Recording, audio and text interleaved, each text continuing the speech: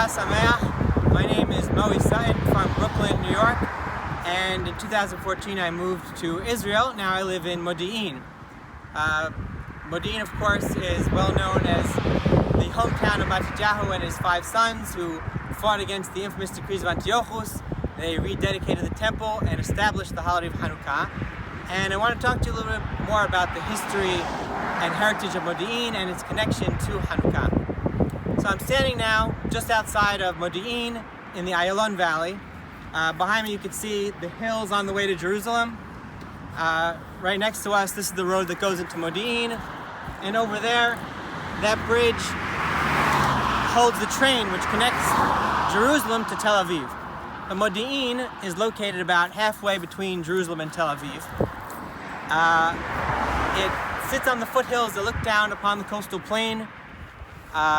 And in ancient times, that coastal plain actually was part of an international route connecting lands in the north with Egypt to the south of Israel. And it was not uncommon for foreign armies and foreign kings to be traveling along that road. If there was ever some sort of military threat to Jerusalem, to the capital, typically it would come from the coast, and therefore someone living here in Modi'in would be perfectly positioned to notice suspicious activity coming from the coast and warn the capital, Jerusalem. This would typically be done using the bonfire signaling system. The people of Modi'in would go up to a hilltop, probably at night, and light a bonfire. The people in the next town on the way to Jerusalem, they would see that there's danger, and they would react by lighting their own bonfire. Then the next town would see it, they'd light a bonfire, and so on and so forth. A trail of bonfires all the way to Jerusalem until the people in Jerusalem would see that there's an impending threat and prepare for battle.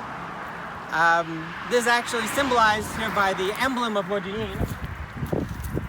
It's sort of an abstract representation of a mountain with a flame on top. And it also explains the name Modi'in. Lehodia means to notify, and Modi'in therefore are the notifiers, the ones who bore the responsibility of being first to warn and protect Jerusalem in case of a foreign threat. In the days of Antiochus, indeed Jerusalem was under a foreign threat, although of somewhat of a different kind. It was the threat of Hellenistic culture and the decree of Antiochus that banned Jewish practices. Now, the people who were in charge, the Jews in charge of Jerusalem at that time, the priests who controlled the temple, and especially the high priest Menelaus, they were actually supportive of Antiochus' Hellenizing agenda. They had been influenced and exposed to Hellenistic culture for already over 150 years, since the conquest of Alexander the Great, and they wanted to see their country become Hellenized, and they appreciated the economic, social, and political benefits that came along with it.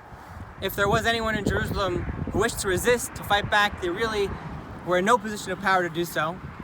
But out here in the countryside, in small towns like Modi'in, where Matityahu lived, a traditional way of life still persisted. They held on to the Torah as sacred, and seeing this, Matityahu, he looked around, he saw that the country needed a leader. B'makom she'en anashim tishtadel liot ish, and he saw that in Jerusalem, the capital, which typically provide the brave leaders of the country, they had none to provide. So he stood up to the plate.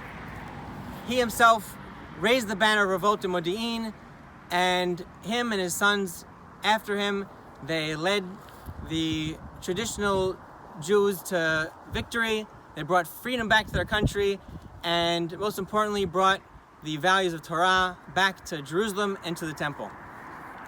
Now, the message we can learn from Matityahu, therefore, is if we ever find ourselves similarly in a dark and dire situation, we look around, we don't see any leaders.